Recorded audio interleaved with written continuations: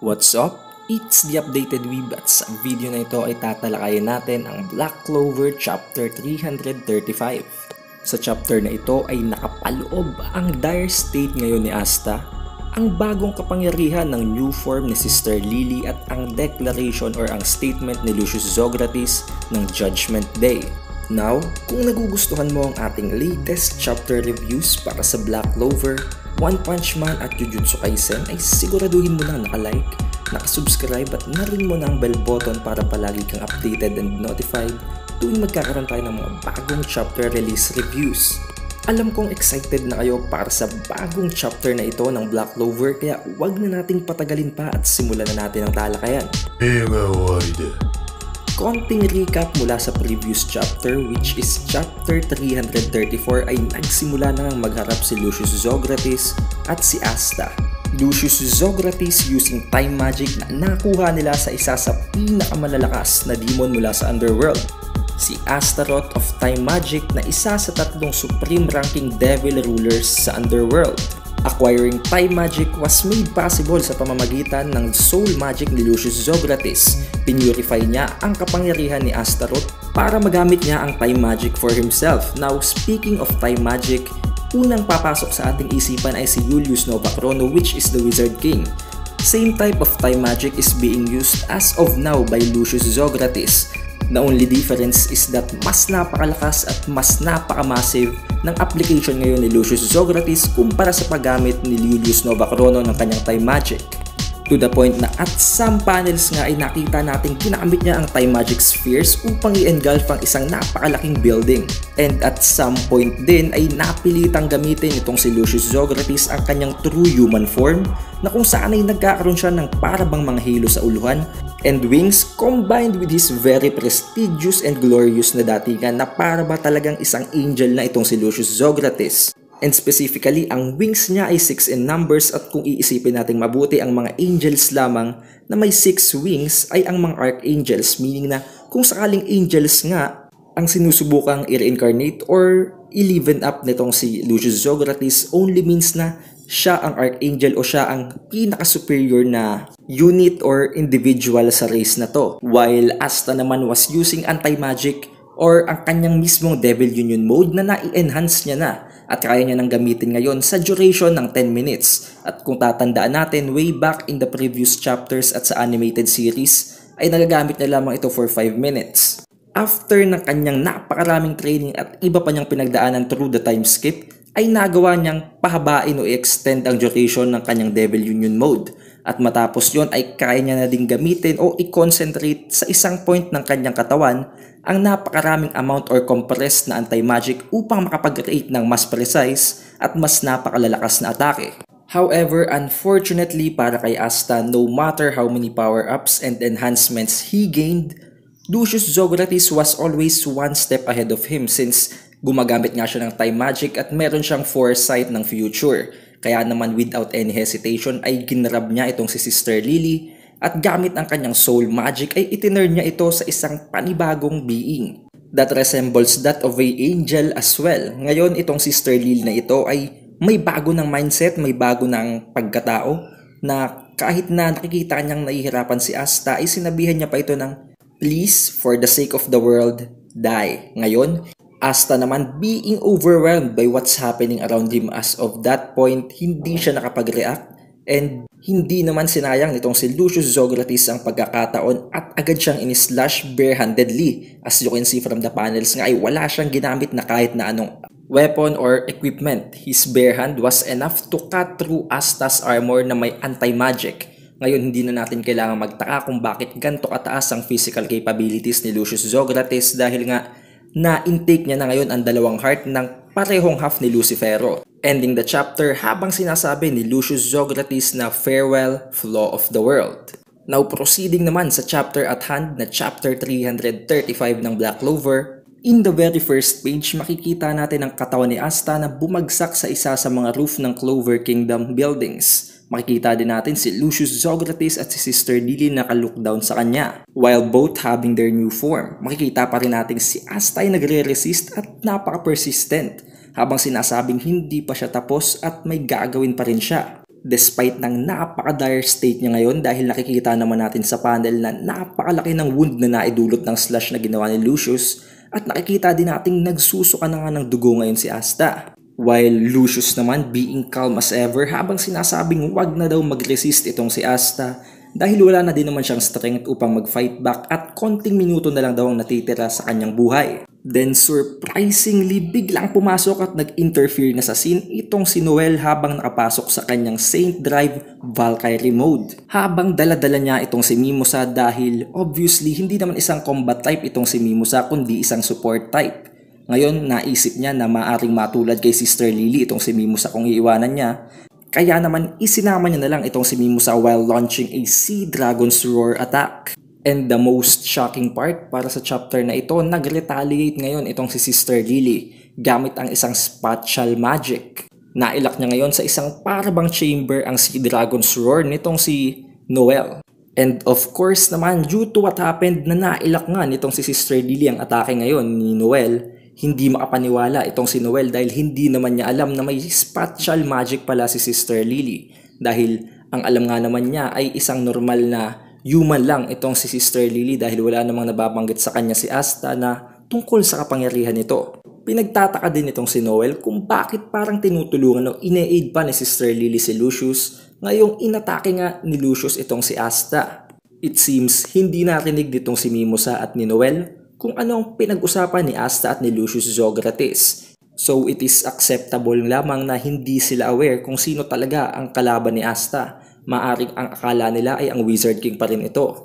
Then here goes na naman si Lucius Zografis habang ine-explain kung ano talaga ang nangyari. Nasabi niya na ang ginamit na kapangyarihan ngayon ni Sister Lily ay ang kapangyarihan ng isa na naman sa pinakamalalakas na supreme ranking devil rulers na si Beelzebub. Ginamit daw niya ang kanyang soul magic upang i-purify ang kapangyarihan ng devil na ito at ngayon ay ibinigay niya na to kay Sister Lily na dahilan kung bakit nakakagamit ngayon ng spatial magic si Sister Lily. So it only means na hindi na nga magbabalik ang magkakapatid na Zografis. Ngayong nakuha na nga nitong si Sister Lily ang dapat ay kapangyarihan ni Zenon.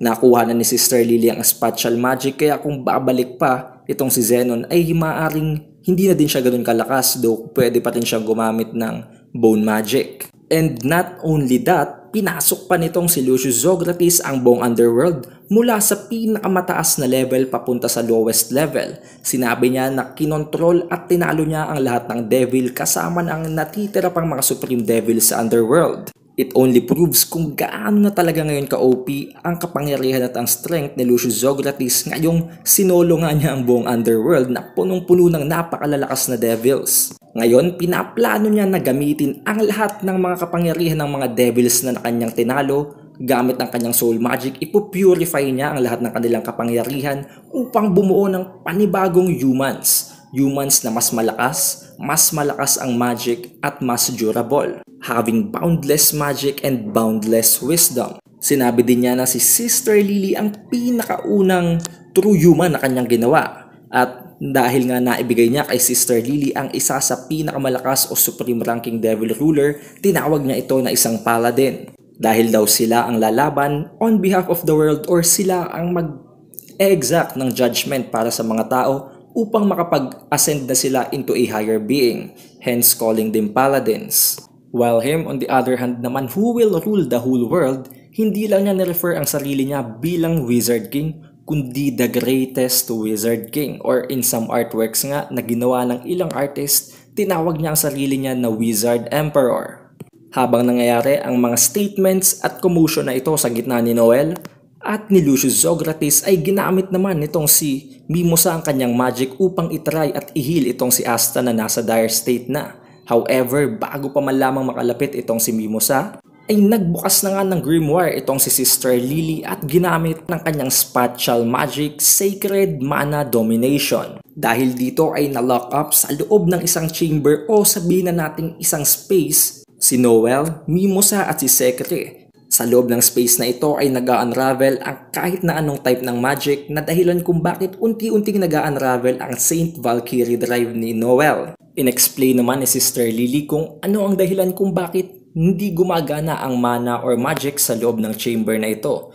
Sinabi niya na ang space na kinaroroonan ni Noel, Sekre at Mimosa ay isang severed space mula sa space na talagang kinaroroonan nila ngayon, na dahilan kung bakit walang source ng mana sa loob. Actually, meron na tayong konting gist ng kung paano nagwo-work ang spatial magic na to dahil nakita na rin naman natin to way back in the previous chapters nung labanan ni Yuno si Zenon. Sinabi din ni Sister Lily na hindi nila kailangang matakot dahil natulong daw ay ma-realize na din nila na tama talaga ang mga desisyon nitong si Lucius. From this point onwards, ma-realize natin at talagang na-manipulate na nitong si Lucius Zografis maging ang pag-iisip ni Sister Lily at kitang-kita natin na hindi siya nag-hesitate na gumawa ng masasamang bagay dito kay Asta habang mas nagkakaroon pa nga siya ng gratitude dito kay Lucius na nagbago ng kanyang form. Habang nag-a-attempt ng pag-cast ng isang magic itong si Sister Lily upon kay Asta, ay nagpaumanhin siya habang sinasabing ang kamatayan naman daw nitong si Asta ay magdudulot ng true peace. Si Asta naman hindi pa rin makapaniwala habang sinasabi kay Sister Lily na pangako daw ay ililigtas pa rin niya si Sister Lily despite being transformed into a new form, having a new logic and mindset na nga. Subalit bago pa man lamang matapos ni Asta ang kanyang statement ay ginawa na ni Sister Lily ang kanyang move gamit ang kanyang spatial magic, which is hindi naman specifically isang magic spell dahil makita naman natin sa panel na wala naman siyang kinas na spell. However, maaring isa itong basic teleportation technique or teleportation magic considering na spatial magic nga ang kanyang ginagamit. Matapos yon ay bigla na lang nawala si Asta sa scene na para bang isang bula. Nawala siya ng dahil sa ginawa ni Sister Lily at ang tatlong si Sekre, Mimosa at Noel naman ay very devastated nang dahil sa pangyayaring ito. However, wala naman ang ginawa itong si Lucius and Sister Lily sa tatlo habang sinasabi ni Lucius na tapos na daw ang kanyang purpose sa pagpunta sa Clover Kingdom dahil ang flow of the world ay na-eliminate na. Then he declared that Judgment Day naman daw ay mag-a-arrive within 7 days from now. Meaning, kailangan na lang nila ng 7 days upang mag-prepare na i-launch ang kanilang plano na baguhin na ang lahat ng humanity into a higher being, into a new human form na irurule niya bilang Wizard Emperor and is defended by the Paladins, one which is Sister Lily. Then sinabi nitong si Lucius Zografis na nakita na daw niya sa future o na-foresee niya na ang mangyayari na dadating talaga ang mga Magic Knight Captains regardless kung ano pa ba ang magagawa nila ay hindi na importante dahil nakuha na ni Lucius Zografis ang kanyang purpose, which is the elimination of the flow of the world or si Asta. Though nag-arrive na ang mga Magic Knight Captains, it seems that everything is too late na dahil wala na nga si Asta at kahit naman labanan nila si Lucius ay hindi din naman sila mananalo dahil alam naman natin napaka-superior ng time magic nito. Nagulat na lamang itong si William Vengeance, si Yami at si Fuegolion dahil naramdaman nila na may kakaiba talaga sa taong ito. But especially Yami using key sensing nga ay nakonclude niya na agad na ibang nila lang talaga ito dahil iba nga ang key nito at ibang-iba ang energy. However, kitang-kita naman sa physical features at sa kanyang muka na talagang ito ang Wizard King. Sumigaw ng napakalakas itong si Yami ng Julius, however hindi naman talaga si Julius ang nakikita niya ngayon kundi si Lucius Zografis. The sad part is, after nilang talunin si Asta ay aalis na pala ngayon itong si Lucius at si Sister Lily.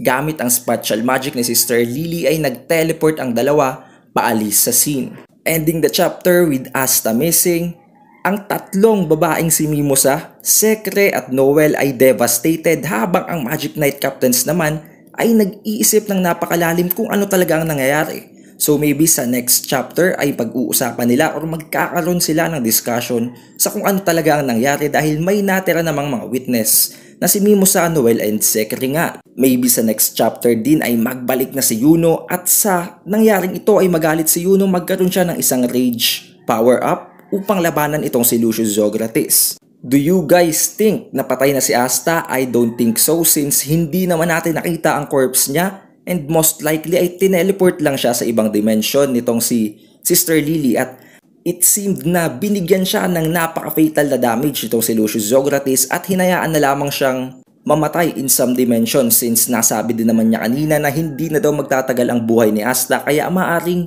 kampante na siya na mamamatay na si Asta. Pero good news, since nahuli nga tayo ng konti sa pag-upload ng chapter 335 nitong Black Clover, ay inabutan na natin ang mga spoilers. Sa mga early scans and leaks na ito na nanggaling kay Night Baron at kay Diab, ay nakita nating nagbalik na nga si Yuno sa Clover Kingdom at galit na galit siya ngayon nang malaman niyang balitang namatay na o nawawala na si Asta. Makikita din natin ang napaka-nakakatakot na expression ngayon sa mukha ni Yami dahil ngayon lang natin nakita si Yami na magalit ng ganito. Nagpakita din itong si Vice Captain Notch sa leaks habang sinasabing kaya niyang mag-teleport in any shadow at may shadow siyang iniwan kay Asta. However, hindi niya masense ang shadow na yun ngayon at ang dahilan lamang nun ay maaaring nasa ibang dimension siya, nasa ibang continent na napakalayo o maaaring patay na. Ipinakita din sa chapter na ito si Adramelech na kausap itong si Lucius Zografis habang sinasabing hindi daw siya makapaniwala na ang isang Magic Knight o isang human na ang tinutukoy niya ay si Yuno ay kayang ubusin ng napakaraming high-ranking devil within an instant. At nagtataka din siya kung bakit dalawa ang grimoire ng taong ito. Nasabi naman itong si Lucius na isa daw itong special case na nakita niya sa kanyang foresights na napakaliit ng percentage lamang na mangyari. However, it is still not impossible. Kaya naman ngayon, Lucius is on his way para talunin si Yuno upang wala na talagang makapigil sa kanya. Makikita naman natin sa pinaka-latest leaks na page na si Yuno naman ay galit na galit at ang plano naman ay talunin si Lucius Zografis para maging siya na ang susunod na Wizard King. Napakaganda ng susunod na chapter na ito kaya alam kong aabangan nyo itong lahat at maging ako na rin. Kung nagustuhan mo ang ating chapter reviews ngayon, ay siguraduhin mo lang naka-like, naka-subscribe at na-ring mo na ang bell button para palagi kang updated tuwing magkakaroon tayo ng latest chapter reviews para sa One Punch Man, Jujutsu Kaisen at Black Clover. Muli, ito si Updated Weeb. I'll see you on the next one.